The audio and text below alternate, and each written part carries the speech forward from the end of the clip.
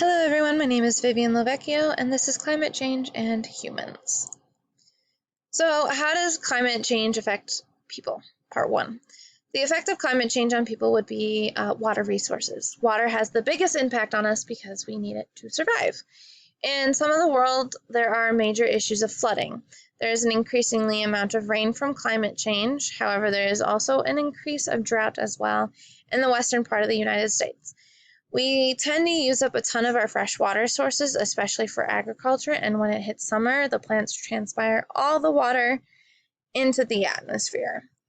With warmer climates, the likelihood of snow is little to none. Snow is a huge source of fresh water for some people.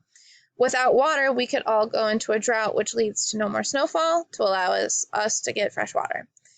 Without the proper water sources, we lose agriculture, animals, and even keeping us alive would prove difficult.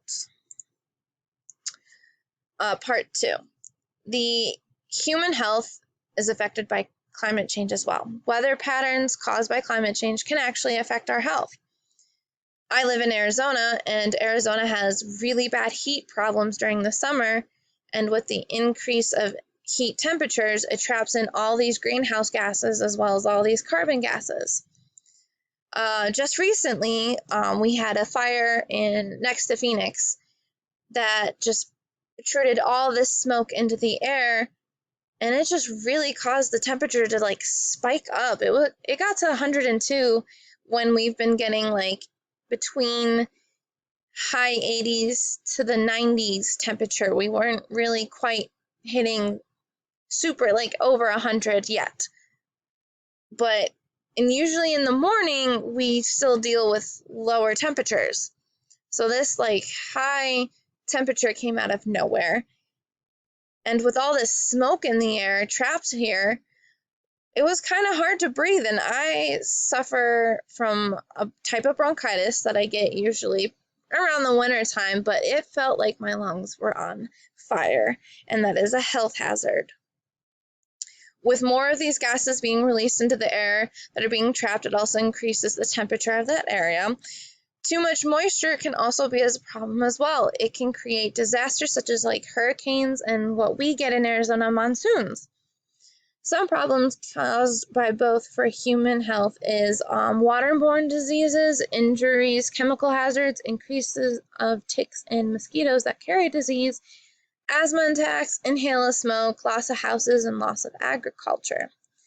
Now, with the chemical hazards, I work for an airline. We have to be very careful with fuel spills and any other chemical spill out there, because if it were to rain in Arizona, it could wash into our drains and affect our water system and plants and other things around us. So we really have to watch out for that and be careful. So this is kind of an image that shows how it affects certain health. So for children, children have a higher risk of heat stroke and illness than adults. Adults can lessen risk by monitoring exertion and hydration. The communities of color, some communities of color living in risk-prone areas face cumulative exposure to multiple pollutants. Adaptation plans that consider these communities and improve access to health care help address social inequities. Older adults are vulnerable to extreme events that cause power outages or require evacuation. Checking on the elderly neighbors and proper emergency communication can actually save lives. The low-income communities, low-income families are at risk of physical and mental illnesses during flood and in crowded shelter conditions.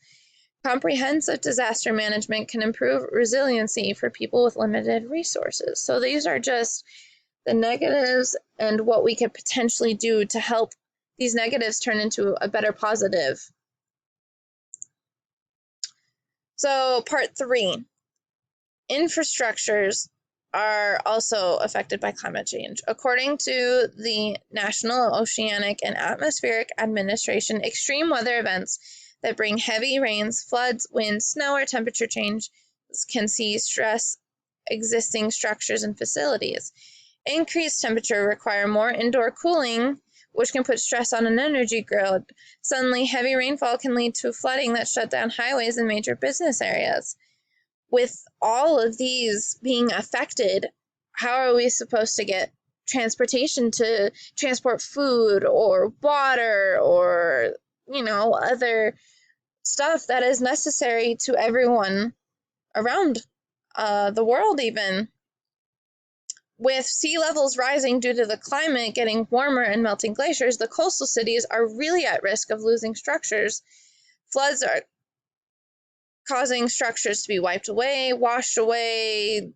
They could be wiped as in it could look basically kind of like the Grand Canyon. If constant washing on a building, it can start deteriorating it and then completely washed away, as it just makes the entire building crumble down.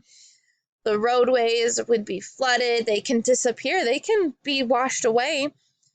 When monsoon season hits here in Arizona by me, the street by me actually floods, and you can see it start to deteriorate. And if it keeps happening too much, we could lose our street. So how does climate change affect national economies? Well, it is said that Asian countries would be affected the most by climate change. They are predicted to lose about 5.5% of their gross domestic product, that being the lowest amount. The highest they could potentially lose is about 26.5% of their gross domestic product. And actually, China has the highest risk of losing the most gross domestic product at 24% in a severe scenario. China is already dealing with many disasters, from frequent coastal flooding, storm surges, coastal erosion, and saltwater intrusion.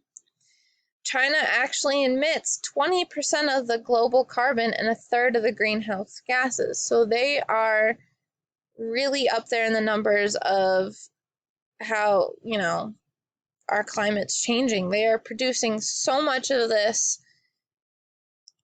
that they are going to cause their own economy to fall, as well as causing others around them to fall as well.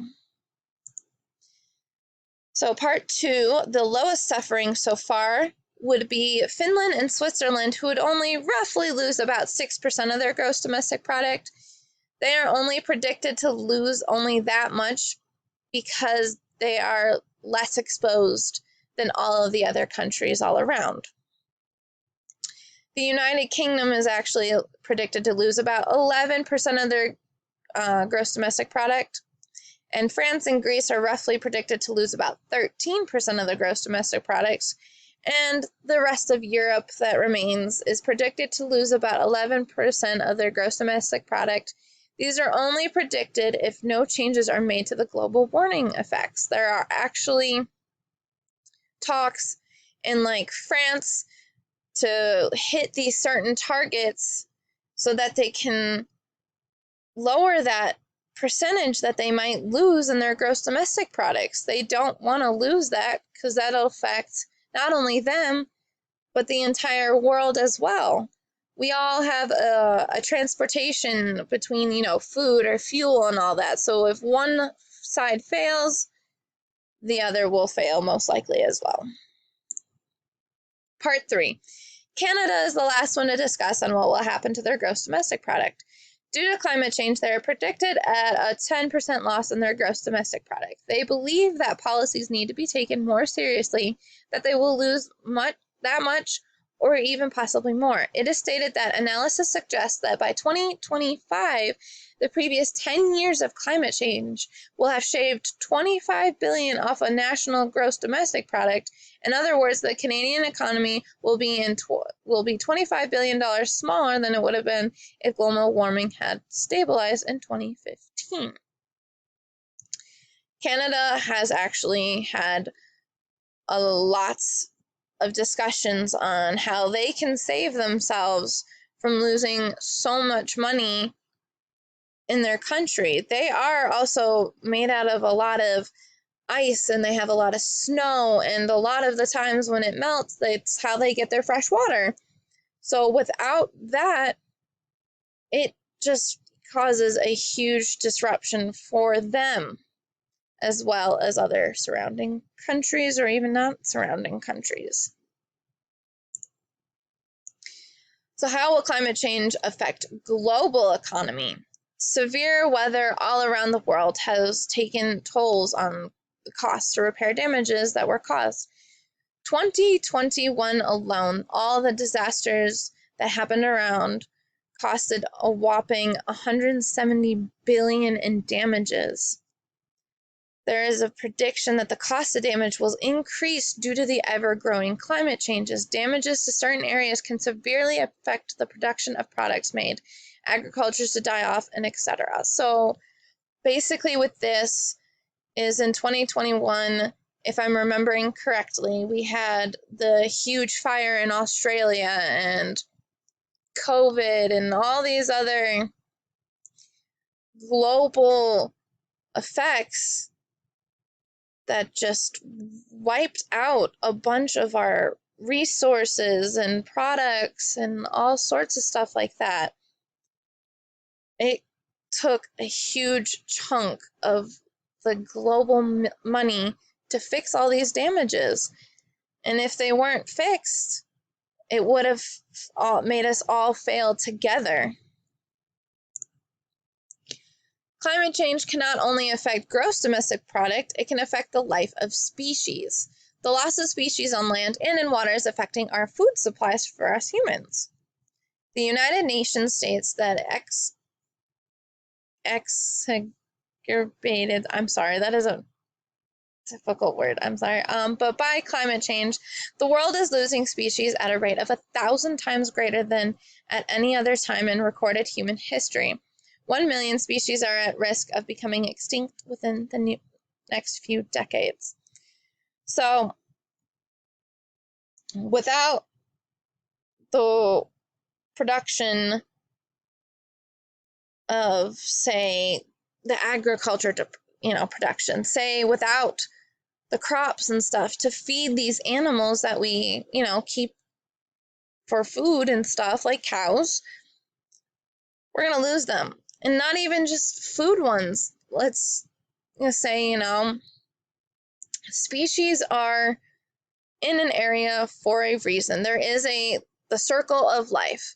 Without a part of the circle, the whole thing will fail. So, and with global warming and climate change and all of this happening, species are starting to die off. And without these certain species to keep the circle of life together, we could potentially ruin an entire ecosystem, which ruins our productions, our feed, and just everything could be taken out. Last effect is the food supplies are running low. Loss of agriculture fields, loss of animals, loss of water, and loss of production. Fires, floods, and all sorts of natural disasters are all destroying what we humans need to basically survive. We use a lot of trades in the world to share different products. As I've mentioned before, if one side goes down, the other fails. Melting ice causes disruption in food supplies, such as like fishing and herding and hunting. The warming of the climate causes less water, which kills off crops, which kills off animals. So, globally, we need to figure out a better solution on how we can lower the chances of greenhouse gases and carbon gases and all this stuff being emitted into the atmosphere so we can stop seeing such drastic climate changes. They're predicting by 2025 that there's going to be a huge decline in a lot of this stuff. So we all need to figure out, study what could be potentially the best way to lower this. Thank you for listening.